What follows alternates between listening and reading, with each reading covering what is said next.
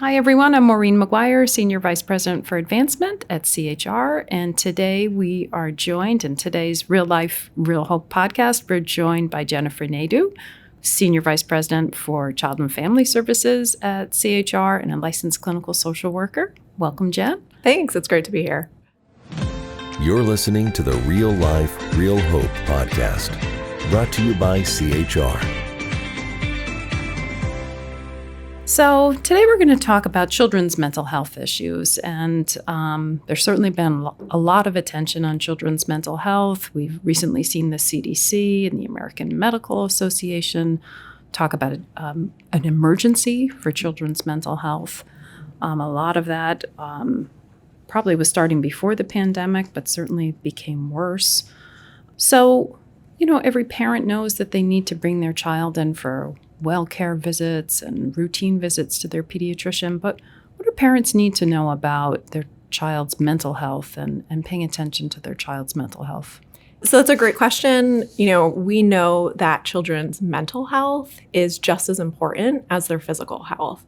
And many pediatricians now are even completing screens for things like depression and anxiety, trauma with children. As a parent myself, I know when I bring my own children for their well child visits that we're often completing different screeners where they're asking questions around children's mental health because it's just as important as their physical health. I think for parents, having discussions with their kids about how they're feeling emotionally is just as important as having conversations about how they're feeling physically. That's great. And are there certain signs and symptoms that parents should be paying attention to? Well, when it comes to child mental health, you're looking for just changes typically, right? So kids who seem to be more down, kids who have lots of worries, changes in their school activities, in their friendship groups, just generally kind of changes from what they have been doing. It tends to be a big sign in terms of, them having some sort of an impact related to their mental well-being. And so once a parents notices changes like that, what's the next step to start the conversation? Yeah, you start the conversation with your kids. And quite honestly, we should be talking with kids about how they're feeling even when we don't notice changes, because it makes it so that our children are more likely to come to us when they're noticing something different or when they're feeling a certain way. If they're not used to having those conversations about emotions and feelings, they may not know where to turn or where to go. So as a parent, the best thing that you can do is just, regardless of whether your child is struggling or not, having those open conversations with them, talking about their feelings, asking them what's going on for them, is just really important. That really helps to normalize it. Yeah, for sure. So if you do think your child does need help, what's the first step? I think the first step for many parents probably is talking to a pediatrician. That tends to be where a lot of parents are, getting care for their children to begin with. Most caregivers are taking kids, for an annual physical, for school. And so that tends to be kind of the first place where you end up having that discussion. If you don't have a primary care physician, certainly there are many resources that are associated with schools or with other care providers, just like CHR, that you can go to and ask for help. So there are many professionals out there who are able to help families.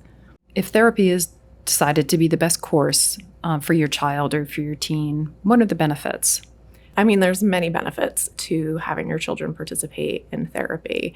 As a child and family program, we also focus on providing family therapy. So it's not just that your child's going to come in and they're going to share all their feelings and emotions with you, but we really look at the relationship between the child and the caregiver and really work on setting that up so that the child and caregiver have better communication with each other. They're able to talk to each other about feelings. Many of the caregivers that we work with come in and say, I don't know how to have these conversations.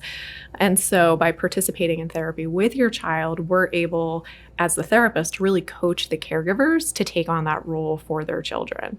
And then, of course, for their children, the benefit is that they get better, that they're able to, return to kind of participating in the activities that they used to enjoy doing, that they're functioning better in school, that we're reducing the symptoms of mental illness that may appear for them.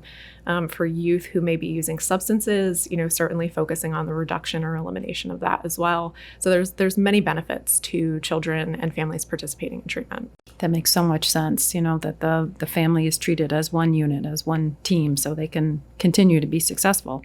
Yeah, for sure. The therapist, it really should only be a short period of time that they're involved with us.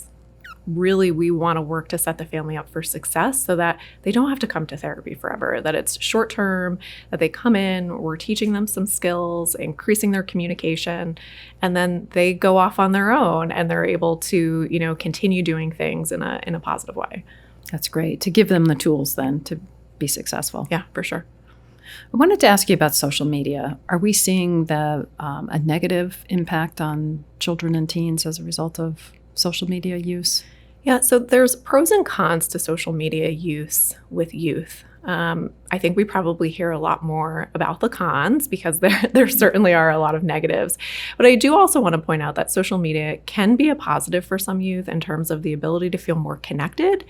With different groups, we find that youth who feel like they don't fit in a particular group for one reason or another, are able to find groups that they might actually feel more connected to through social media. It kind of expands your universe, right? Which can be a positive thing. But in many cases, social media, we really do see a negative impact. And a lot of that goes back to even just as a family, what your social media use is. So like as a caregiver, other members of the family, how often are you sitting down, kind of just scrolling through your phone or a tablet or sitting there on your computer, making sure that you're setting aside time that is device free is very important as a family. And kids are just connected everywhere. And so that I think is one of the downfalls of social media for sure, because you can't get away from things. Right. So, once you send a message out or a picture or somebody else takes a video of something, it's out there and you have no control over it. And so that's probably one of the biggest negatives that we've seen in relation to social media and technology with youth these days. Do you advise parents to monitor their child's? Oh, yeah. Absolutely. Yeah. So, I think there are many things that parents can do when it comes to social media and technology with their kids. So first and foremost, you should know what your kids are accessing. If your child has a phone or a laptop or a tablet, any device that connects to the internet or that they're able to connect to other people, as a caregiver, you should have access to all of those things so that you can monitor what sites they're accessing, who they're talking to, what information is being shared back and forth. Like I mentioned before, the piece around as a caregiver, you have to set an example when it comes to social media and technology use. And so that's something that I think is really key and important. And just asking your kids questions too. So, even for, if you've got younger kids, we know that many kids are given devices at school now to use, Chromebooks or other laptops or devices, having different conversations with your children around like, what are you seeing online? Is there anything that's interesting? Is there anything that's concerning that you've seen? Setting some parameters around that as a family is very, very important. And that shouldn't stop as your kids get older. While they're kind of school age kids, it's very important to continue having those conversations with your children. And I love the idea about, device-free time. Yeah, oh yeah, for sure. There in every family, there should be device-free time where, you're really focused on that relationship and connecting with other members of your family. That's great. One other question I wanted to ask you, going back to therapy, I know CHR has clinics in several schools.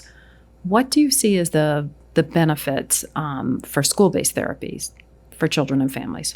So one of the biggest benefits in regards to school-based therapy for children and families is the convenience factor. It's taking place in the school, typically during the school day. So it reduces the barrier around transportation and needing to find the time, in a family's busy schedule to fit in a therapy session, because it's going to take place at some point during the child's school day. And with telehealth, the thing that's great is that even if the caregiver can't make it physically into the building for the session, we're able to include them virtually. Oh, that's great. During the session with their child. And many kids that are struggling with mental health issues are also struggling in school. So the other benefit to providing the services in the school setting is that it provides more access for the therapist to be able to collaborate with other school personnel around what's going on in the classroom for the child. Wow. So it's kind of a team approach with the clinician, the teachers, Right. parents. Yeah. That's terrific. Great. Thank you. You're welcome. This podcast is brought to you proudly by CHR, where real life meets real hope. Visit chrhealth.org to explore resources and services. Be sure to like and subscribe wherever you get your podcasts. Please rate and review and join the conversation on social media.